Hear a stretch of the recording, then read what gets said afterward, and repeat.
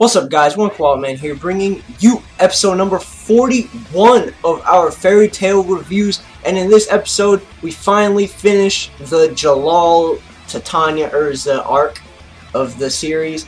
And now we're moving on to a different arc in the series, and it is one of my favorites. Well, it's like in the middle between arcs, but it's going into an arc that is one of my favorites.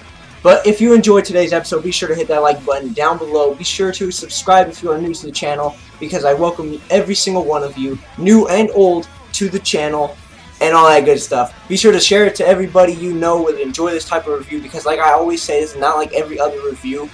And also, be sure to follow me on Twitter and answer the question of the day, both which will be in the description down below. And with all that out of the way, let's get this mother underway. So we start today's off with Urza like kind of flying through this yellowish area, and she's saying, am I still in the like lacrima? And she's like, no, this is a different feeling. And then she looks down and it's raining and everybody's dressed in black, like all the fairy tale members, and this is like a scenario if Urza was dead. So this is a very somber moment for the guild, and she's pretty much looking over her own funeral. And then the Magic Council comes in and says, well, since we have two vacant spots, we as the Magic Council declare Urza Scarlet as like a lated wizard saint, if that's the term how to say it. And throughout this sad, somber moment, Natsu is over there throwing a fit, kicking the flowers off the grave, saying, I know Urza's not dead. And everybody's saying, Natsu, you legit have to stop. This is already hard enough. We don't need you throwing a temper tantrum and ruining everything. And he's just saying, I know Urza's not dead, guys. You guys are stupid if you think she's dead, because she would not die at a time like this. And Urza's thinking, like, wow, I thought my friends would be happy that I died. Like, well, not happy that I died, but, like, they would have a better future without me there. And obviously they didn't have a better future. And then she, like, looks up, she tilts, and she sees this hand, like the hand of God, coming to her. And then she just wakes up on a beach, and the squad sees her, and they're running to her, and she's, like, saying, what am I doing here? Why am I not at the tower? And then she looks up, and she's in Natsu's arms. So I guess Natsu carried her out of the lacrima and brought her to the beach. Now if we fast forward about 3 days, we go back to the squad, at the Akane Resort in their hotel, and they're just relaxing there, and Natsu's been sleeping for the past 3 days. And Gray says something, and then Natsu like wakes up and says, well, you want to pick a fight, huh?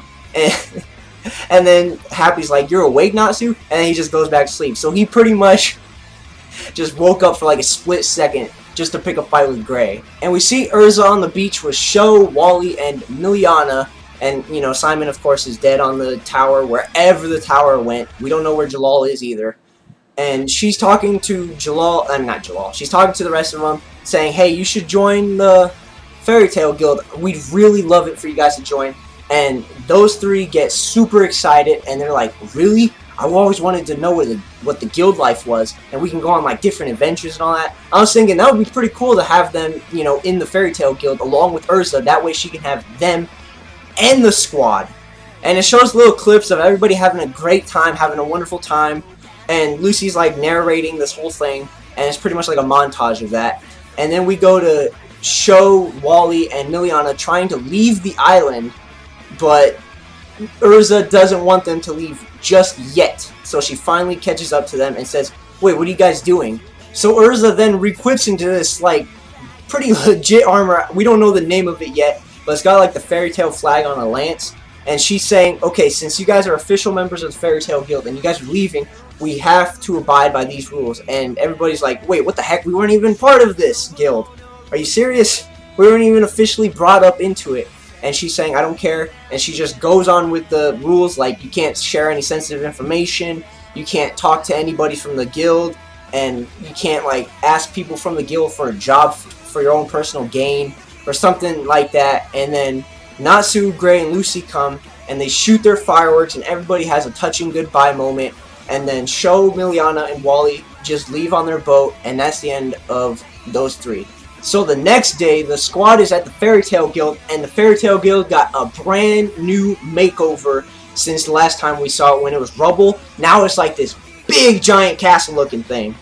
And while they're taking a tour of the Fairy Tale Guild, they got a game room, they got a snack shop, they got a gift shop, they got everything a guild would want. They got a swimming pool, which is pretty cool. Ooh.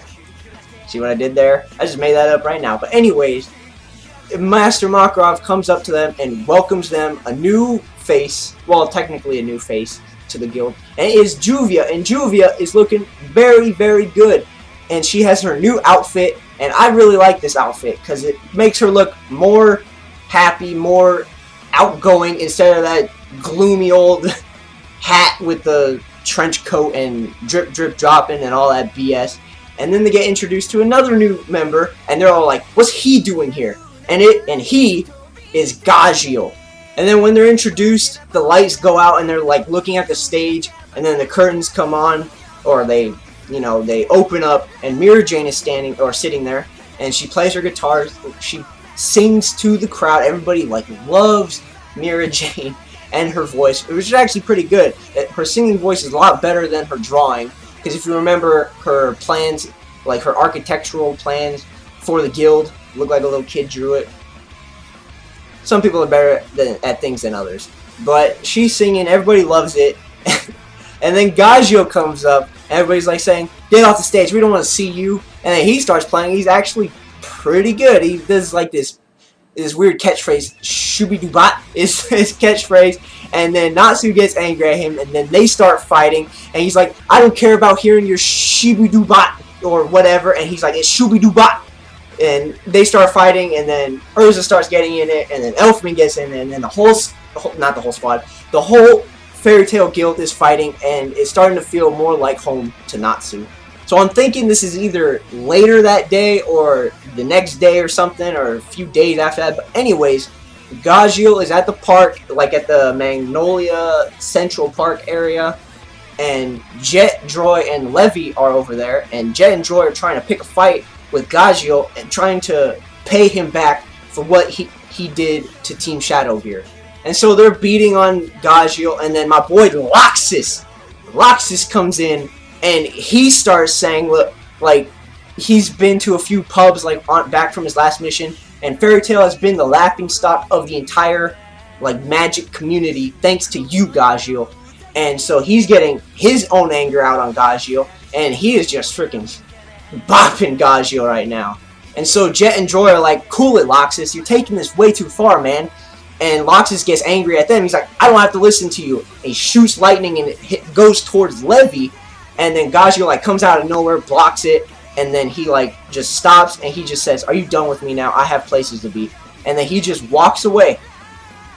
Just walks away like nothing happened. And what he was doing was he was letting everybody take their anger out on him because of what he did. So he's trying to make amends for that.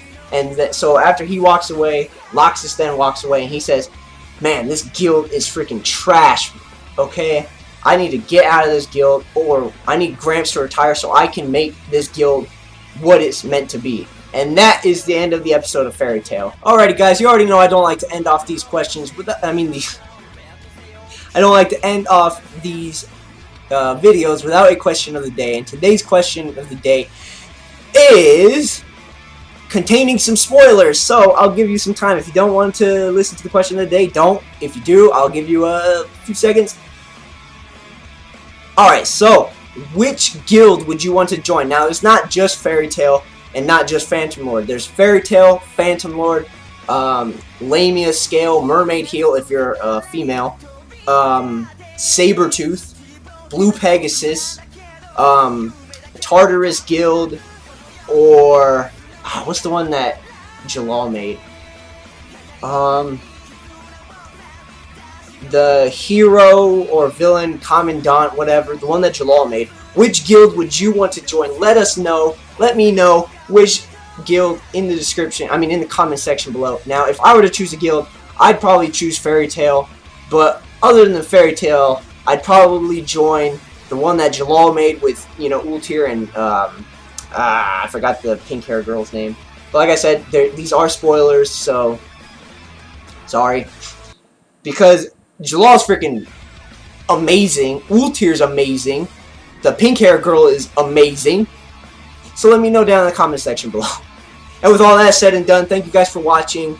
And as always, keep it cool.